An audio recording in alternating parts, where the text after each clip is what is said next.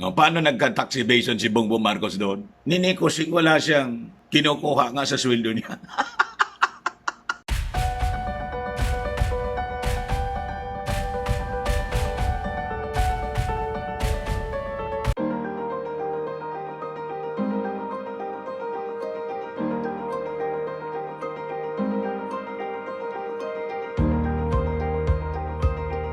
Okay, you wrote two very interesting columns at the Philippine Daily Inquirer about this petition to have the COC of Bongbong Marcos for president canceled. Okay, let's go straight to the point. Should the Commission on Elections cancel his COC, meaning prevent him from running for president because of that conviction? So basically, he is a tax evader. Yes, my answer to that question is yes, he should be disqualified because it's very clear. There are two provisions of law that will support this disqualification. You have Section 12 of the Omnibus Election Code, which says if you have been convicted of a crime involving moral turpitude, you're disqualified. And tax evasion involves moral turpitude. Also, there's another provision separate, the tax code. 253C of the tax code says if you're a public officer, you violated any provision of the tax code, you will be removed from office, you are perpetually disqualified to run for public office, you cannot vote and be voted for, period. Okay. So no proof to pin down presidential candidate Ferdinand Bongbong Marcos Jr. on tax evasion charges, but cited him for failure to file income tax returns, which carries just a fine. The October 31, 1997 ruling of the court's Special Third Division was penned by then Associate Justice Gloria Paras as the division's chairman and concurred by Associate Justices Lourdes Tayo Haguros, the senior member, and Oswaldo Agawili, the junior member. The ruling, the copy of which was obtained by the Manila Times from the CA, affirms that Marcos paid income taxes from 1982 to 1986. Retired Supreme Court Associate Justice Antonio Carpio has claimed that the son of ousted President Ferdinand Marcos committed tax violations, grounds for his disqualification as a candidate. On Tuesday, a group of political detainees, human rights advocates, and medical organizations petitioned the Commission on Elections to cancel Marcos' certificate of candidacy for president. In the 57-page petition, the group claimed that Marcos, the Partido Federal ng Pilipinas standard bearer, is not eligible to run for public office after the Quezon City Regional Trial Court convicted him in 1995 for tax evasion. Bukya na naman yung propaganda ng mga pinklawan. No tax evasion case. Sabi po rito sa balita, released today by the Manila Times. Kagabi, mga kababayan, napanood ko doon sa ANC yung interview. Nakalimutan ko yung host na yon, yung abogadong bata pa. Baka kilala ninyo. Sige pa interview ni Karpa. Karpa. Booking yung agenda ninyo. Wala. Napaya lang kayo sa mga mamamayang Pilipino. Yung motibo po ninyo, bukya na bukya. Booking, bistado na kayo sa mga mamamayang Filipino. Nanggagamit lang po kayo. Kung totoo, ito yung challenge natin. Kung totoong malakas yung kaso ninyo, itong disqualification case, kung saan kayo mismo ang nagpalitaw nitong kwentong ito, why is it hindi kayo mismo yung nag-file ng disqualification case? Nanggatong lang kayo ng ibang tao. Doon pa lang, alams na namin. Hindi mo kasi isusubo yung pangalan mo doon. So gatong ka lang ng gatong, tapos pa-interview kang pa-interview sa mainstream media, sulat ka ng sulat sa kolom mo, because that's actually the intention.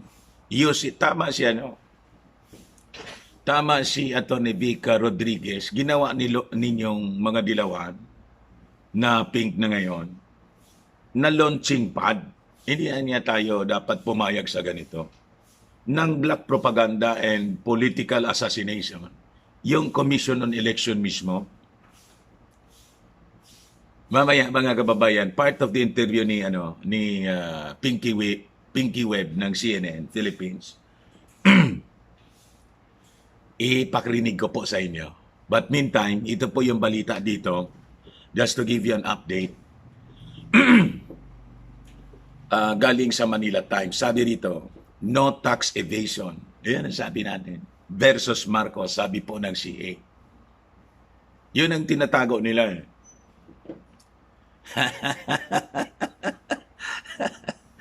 Di ba? Ginawa nilang propaganda, tax evader, si Bongbong Marcos. Sabi ko nga kahapon sa yung latest video ko.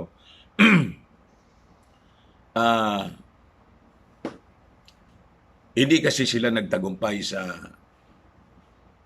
Never Again. Sa martial law, di din sila nagtagumpay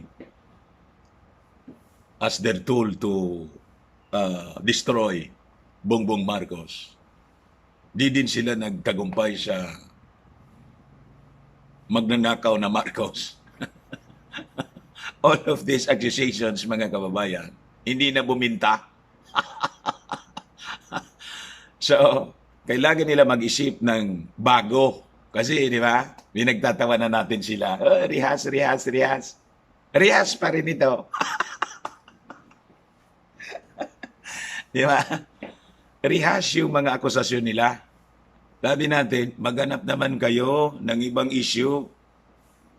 Tax evasion naman. Ang tagal na nito, dinesisyonan, mga kababayan. 1997, 1997, basahin ko po sa inyo mga kababayan. This was published today, written by Joe Marcanlas, Manila Times.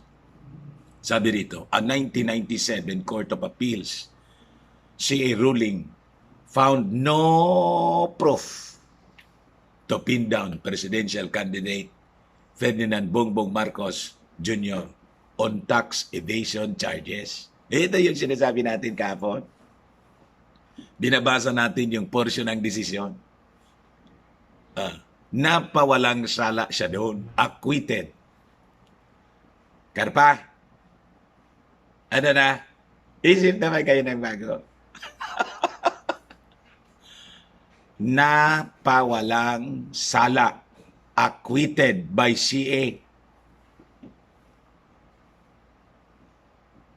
You see? O ngayon, because of that, ito mga sinasabi niya, wala nang halaga. Nasira tuloy yung pangalan mo as a legal luminary. Di ba?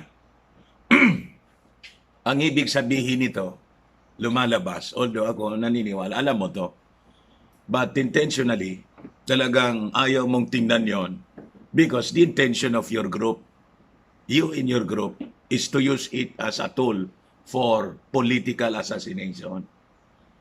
That's the term, mga kababayan. Di ko yung term, ha?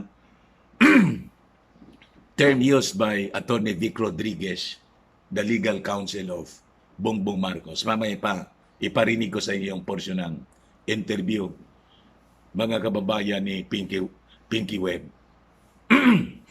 Sabi rito, no proof to pin down presidential candidate Ferdinand Bongbong Marcos Jr. on tax evasion charges, but cited him for failure to file income tax returns, which carries just a fine. Tapos na yung ninyo. Yung argumento ninyo, tapos na. Bukya na kayo. Basag. Kaya nga hindi nakulong. Kaya yung argumento ninyong dapat nakulong, dinesisyon na po yun, Court of Appeals. Ang sabi ninyo, hindi na kasi inapil. Hindi inapil sa sa Supreme Court. Bakit i-appeal yung Court of Appeal? Nagdesisyon na. No more. Ako nga, hindi abogado. Ikaw pang justice. Naintindihan ko to. Why appeal to the Supreme Court? May desisyon na, hindi na kailangan. Kung may gusto mag-appeal sa desisyon ng Court of Appeals, dapat yung complainant. Hindi bakit si Bongbong Marcos mag-appeal pa niya? Yun ang pinapalabas ninyo eh. Why appeal? Nagdesisyon na yung Court of Appeals in favor of Bongbong Marcos. Na hindi kailangan kasi walang tax evasion. Just failure to file income tax. And we understand it very well. Halimbawa, ako empleyado noon sa hindi man ako yung personal na nagpa-file ng ITR. There is in charge in our office that will file it bilang empleyado. Si Bongbong Marcos as Vice Governor, empleyado ng gobyerno sa Ilocos Norte. And then so, there is ang tawag doon, there is one in charge of it sa opisina. At yung mga sweldohan ng mga empleyado ay hindi man siya yung gumagawa noon, yung mga deductions. The automatic deductions is done by the person in charge. Kami, automatically deducted.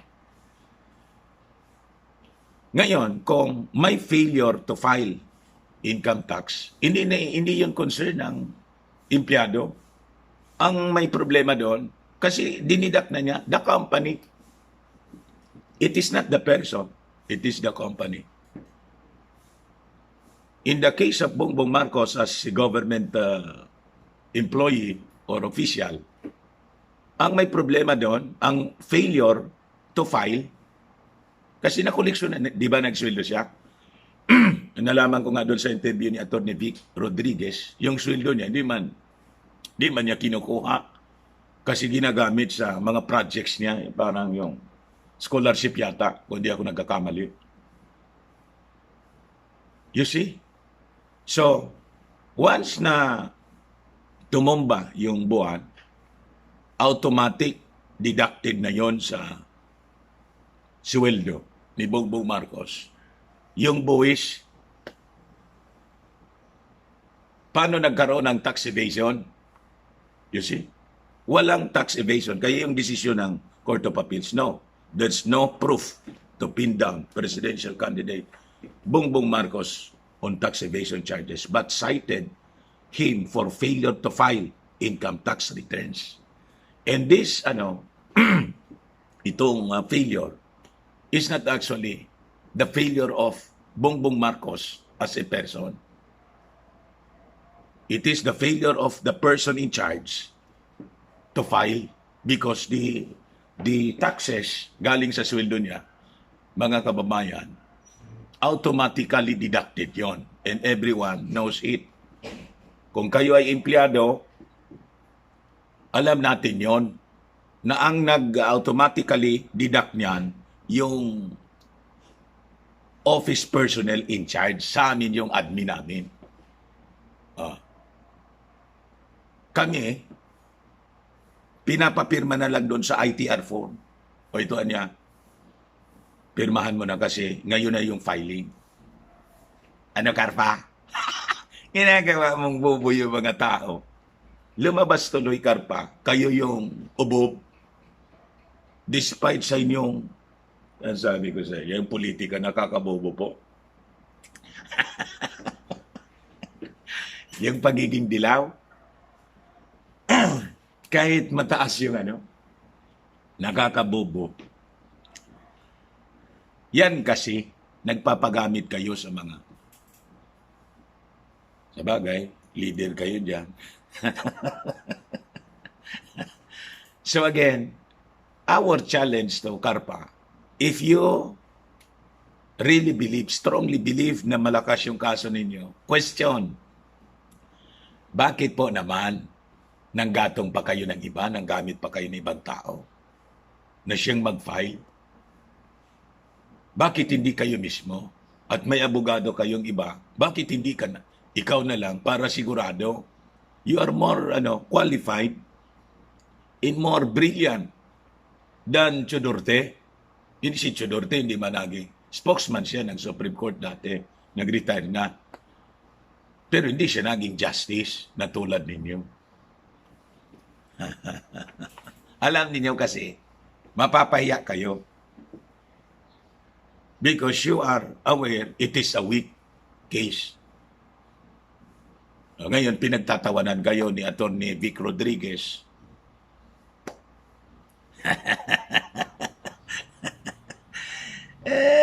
Because the October 31, 1997 ruling of the Court's Special Third Division was penned by then Associate Justice Gloria Paras. Alam nga na, hindi mo alam ito.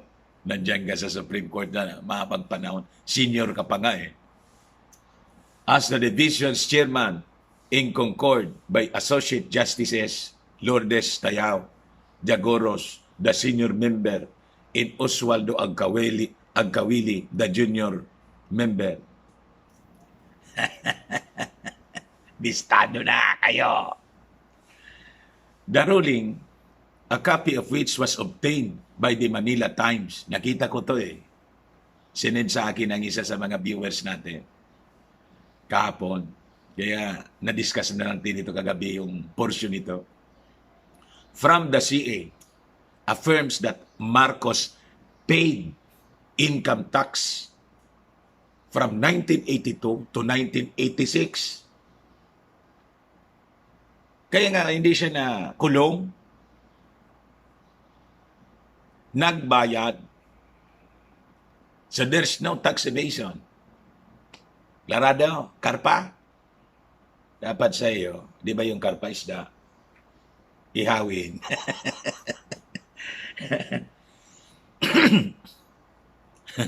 Retired Supreme Court Justice Antonio Carpio has claimed that the son of ousted President Ferdinand Marcos committed tax violations, grounds for his disqualification as a candidate. Napaya kayo dito. You see? Senior Chief Justice kayo dati ng Supreme Court. Pagkatapos, lumalabas, you lack research. Then you claim until now na may tax evasion.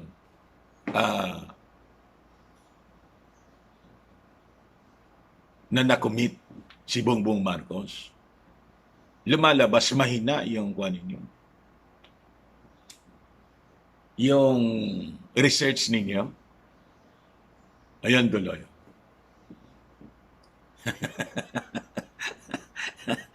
Di ba? Parang sinil na ba kayo?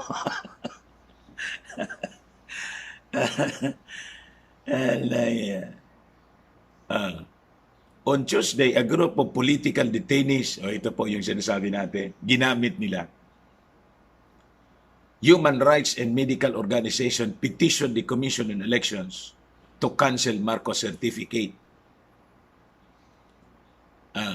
In the 57-page petition, the group claimed that Marcos, the Partido Federal ng Pilipinas standard bearer, is not eligible to run for public office after the Quezon City Regional Trial Court convicted him in 1995 for tax evasion. Ito yung sinasabi ni Carpa, may conviction na niya eh. Sabi po ni Atty. Vic Rodriguez, huwag nating tingnan doon sa conviction. Bakit? Nagdesisyon na yung Court of Appeals. It was appeal. After the review, it was found out na walang ganon.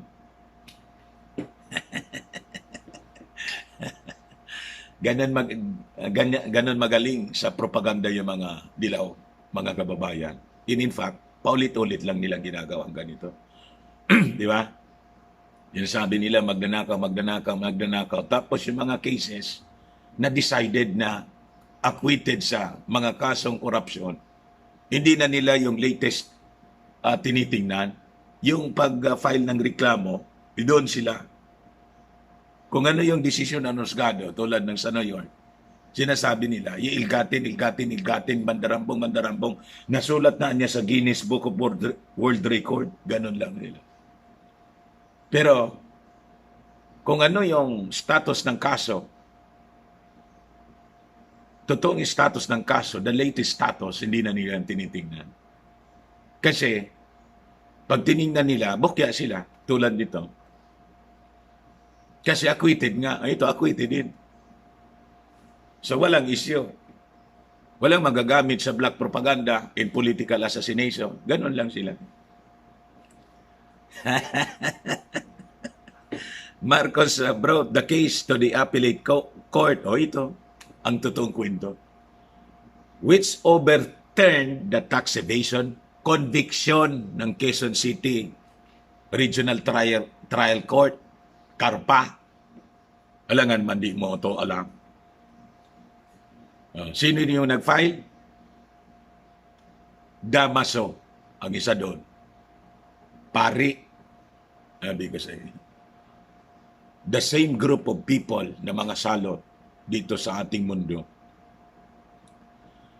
The Paras ruling said, the Bureau of Internal Revenue did not issue a tax assessment against Marcos before he was charged in court. Imagine. Ikakaso mo, ang may problema mismo yung sila, yung BIR, hindi man nag-issue ng tax assessment, denying him the right to due process, pagkatapos ikakaso ninyo. Gusto ninyong papagbayarin yung tao, magkano yung babayaran? Dapat may assessment kayo. Alam nga naman, di kayang bayaran yun ni Bongbong Marcos, ang yaman-yaman nila. Di ba? Ang yaman-yaman nila. Yung ibang yaman nga nila, kinuha na ninyo. Mga dilawan. Sabi nga ni Bongbong Marcos, kung totoo yung mga sinasabi ninyo, hanapin ninyo yung mga yaman namin, pag nakuha ninyo, inyo na.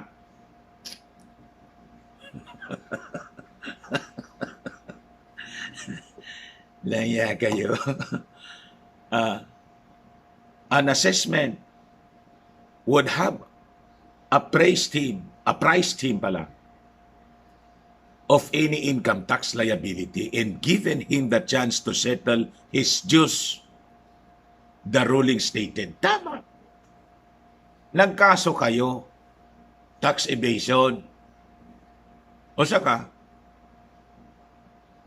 bakit ako magkaka-tax evasion? Bakit? Magkano ba yung utang ko sa inyo? Binigay sana ninyo sa amin. Di ba? Kung magkano yon. Kasi kung may dapat kaming bayaran sa inyo, at malinaw naman kung magkano yon. Alam nga naman, di ko yan bayaran. Magkano ba yan? Di ko ba kayang bayaran yan? Ayun. In effect, ganon. An assessment would have apprised him of any income tax liability and given him the chance to settle his dues. Anong babayaran? Wala man kayong bill kung sa yung sa telepono, halimbawa, pinutulan ninyo kami ng telepono. Then you accuse me of not paying my dues, my bill pala. Wala man kayong nagpadala kayo ng bill para alam ko kung magkano ang babayaran ko. Tapos pinutulan mo ako. Then you accuse me of non-payment of my by analogy, mga kababayan. Ganon yung ginawa kay Bongbong Marcos ng mga ulupong. Sabi ko sa inyo, ang sama-sama ng ugali po na itong mga dilawan. Sabi nga sabi na nagkuhan sa akin dito, Bicolano ka niya. Why is it not a non-Bicolano yung you do not want to support the Bicolano candidate for? Sabi ko, kung iba siguro ang pangalan, baka. Pero itong Dilaw, wag. Ang sasama ng ugali niyan.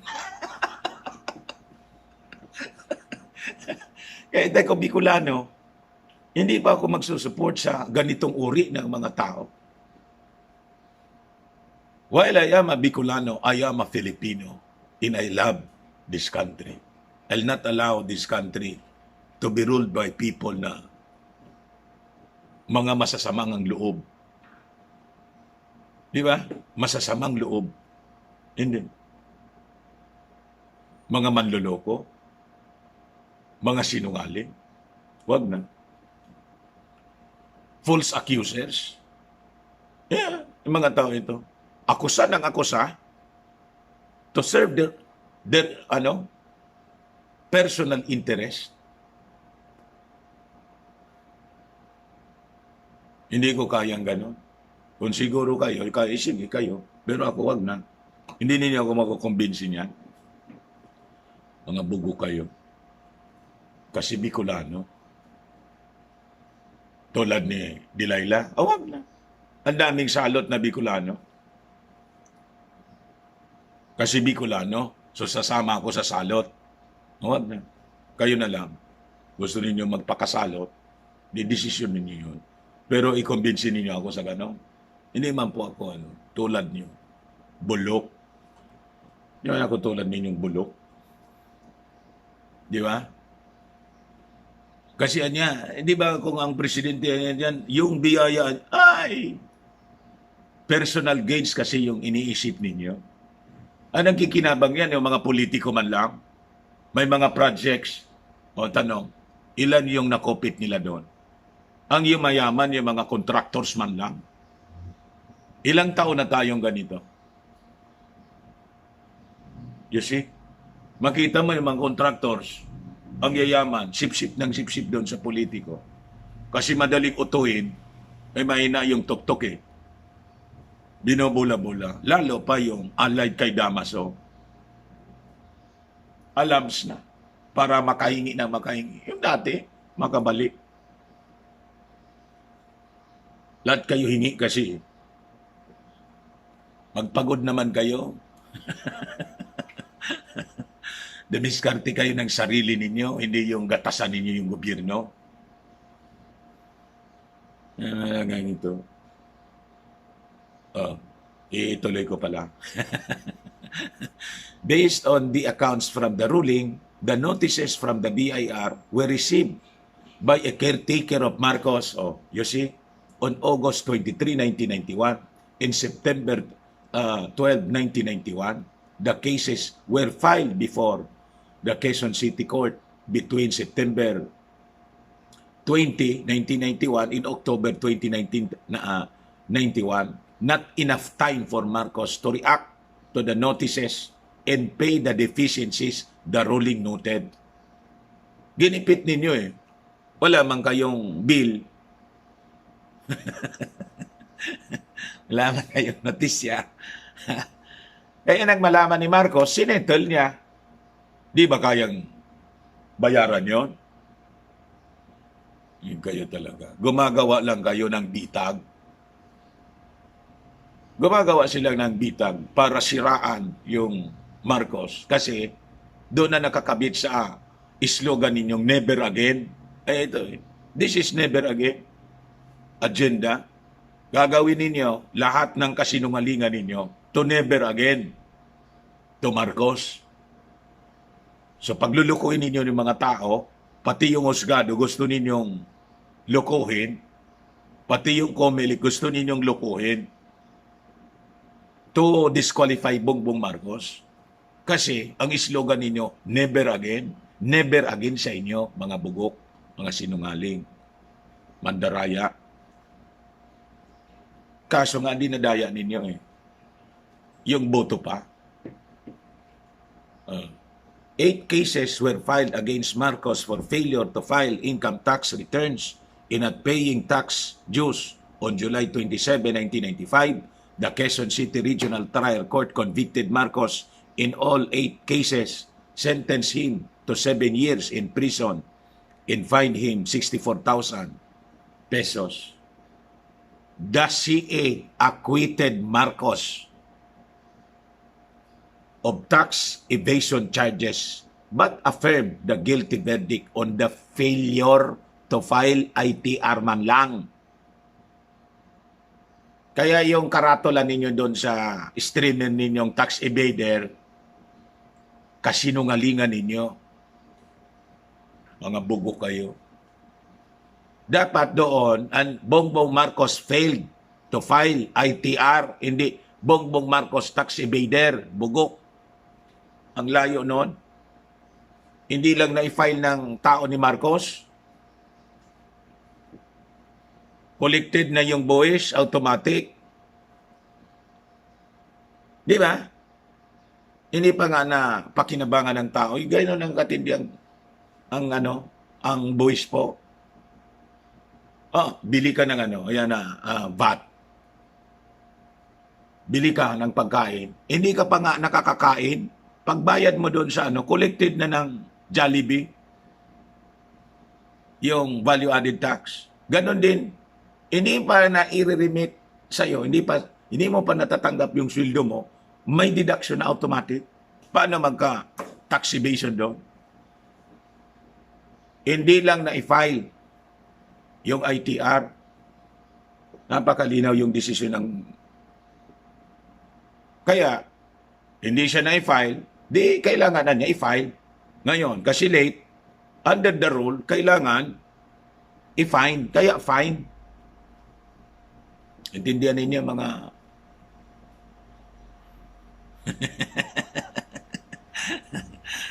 Attorney Larry Gadon, pasok. He was ordered to pay fine 32,000 pesos, o kita ninyo, for not filing ITRs for the period from 1982 to 1985. You see, Marcos appealed the case to the Supreme Court only to withdraw it later. He settled the fines on October 31, 1997. Withdraw kasi, hindi naman na niya kailangan. It will not be a cause for your disqualification in your future plans. Possibly, ganun yung advice sa kanya ng abogado. Wag na natin i-pursue. Anyway, according to the law, wala mang moral torpitude dyan. And it's, a very simple case of failure to file. Kaya nga nakakandidato po si Bongbong Marcos. Di ba? For senator and vice president and without disqualification case. Ito ngayon, purposely talaga designed to besmirch and demolish the reputation of Marcos, hoping itong mga dilaw na yung landslide support ng mga tao mabawasan po. Kasi matagal pa naman yung eleksyon. Demolition job po ito. Pakinggan po ninyo ito, portion ng interview ni Pinky Webb, CNN Philippines, kay Attorney Vic Rodriguez. Okay. Let's talk about, I want to lay down the facts. I hope you don't mind. So this really stems from what? A prior conviction of former Senator Bongbong Marcos. This happened in 1995.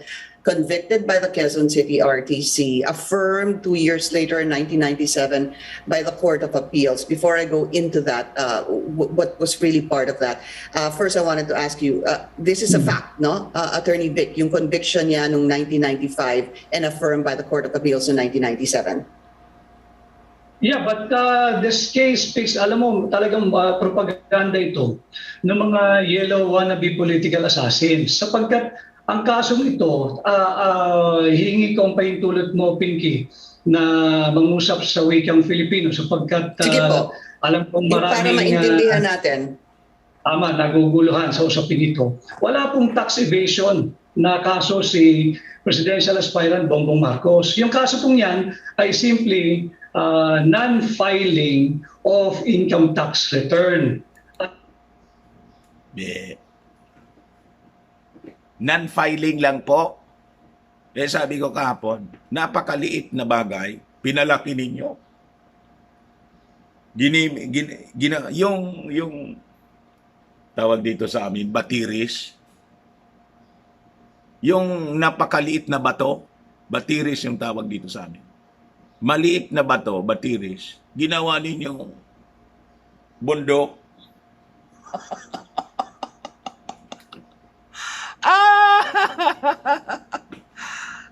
One week lang yung propaganda ninyo.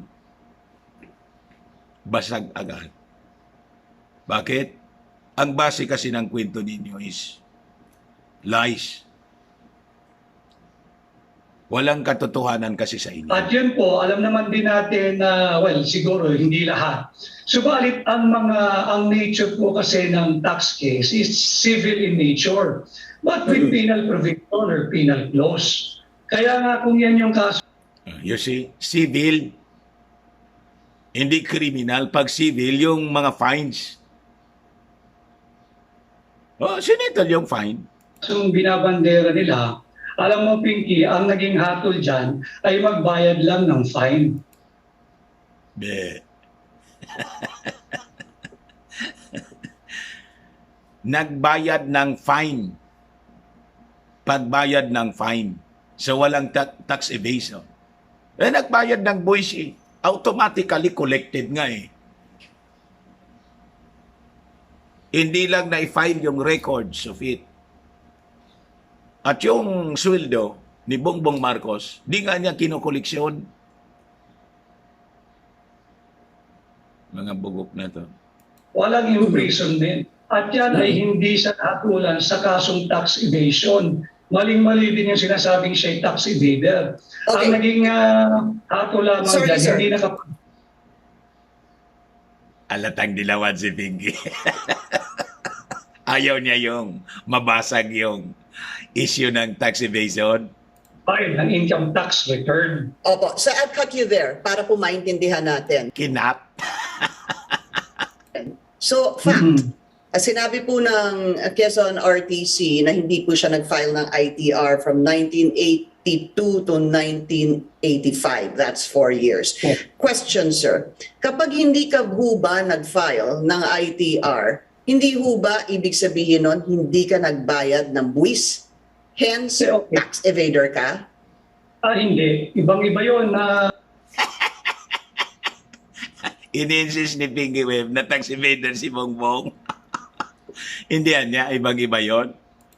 Pinky. Ang, Please explain. Okay, let me be candid as always. We have not received a copy of the petition. I'm just basing it on what you are presenting to me now and with what I know of the case. From 1982 to 1985, yan sa tingin ko siya'y governor. Pinky, pag governor ka, gamitin natin halimbawa dyan sa CNN. Every time you receive your salary, every payday, hindi ba't withheld na yung iyong tax due from source? Oh, tulad ng sinabi ko kanina, that's our experience bilang mga empleyado. Withheld na, automatically, kinokolek ng opisina. Nandun yon sa payroll.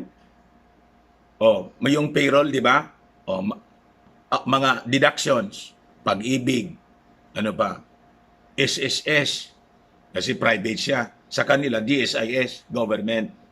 Tapos, yung income tax, naka-specify ko magkano. Every sweldo.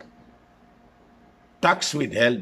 And at the end of the year, during the scheduled filing, April yata, ganon, ipa-file mo yon. You see? Ang nagpa-file nun, yung opisina, kami pipirma lang. In like manner, doon, ganon din kay Bongbong. Nagpa-file nun yung opisina niya. The Office of the Vice Governor or Office of the Governor. Yung Office of the Vice Governor, Office of the Governor, automatic, yung deducted na yon, withheld nga eh. Ang purpose niyan, para hindi natatambak, hindi yung malaking-malaki yung i-slice yung biglaan, di ba? Kaya every month, may tax withholding tax. Di ba hindi ikaw ang nagkakaltas ng iyong buwis na dapat i-remit sa gobyerno? Yan ay trabaho ng inyong kumpanya ng CNN na International Philippines. Ganon din sa kaso ni Presidential Aspirant Bongbong Marcos. No, paano nagka-tax evasion si Bongbong Marcos doon? Ninikosing wala siyang kinukuha nga sa sweldo niya. Basta pag natanggap niya yung kanyang sahod, bawas na doon yung withholding tax. Pangalawa, for the record, at yan ay nasa kaso din, hindi nga niya tinanggap yung, yung sahod niya. Yan ay pinadeposito niyang sadya para pagtayo ng isang scholarship fund. Oh, kita ninyo. For scholarship pa nga. Yung sweldo niya, hindi naman si Bongbong Marcos, the Marcos family, hindi man nila kailangan ng sweldo. Yung yaman na nila, more than enough na for them to survive the whole life, the whole of their life. Ay, kaya nga, yung mga Marcoses, lahat na lang serbisyo yung ginagawa nila. Di ba? Bakit? Ang yaman-yaman nila, yung sinasabing Marcos wealth na ninakaw, hindi man yun ninakaw kasi kung kikwintahin po ninyo, yung involved na amount sa kaso ng sinasabing ill-gotten wealth, mas malaki pa, triple yata, o doble, sa budget ng Pilipinas for 20 years.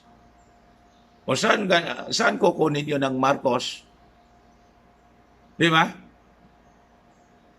Kung ninakaw yun ng Marcos, wala nang kwartasanang pinansweldo sa mga empleyado ng gobyerno for 20 years.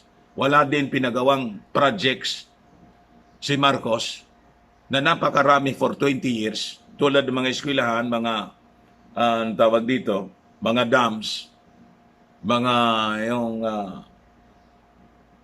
tawag dito, yung power plants, etc. etc. Ano pang gagamitin kung ninakaw na lahat? Lahat kayo kwento eh. Walang kwenta yung kwento ninyo.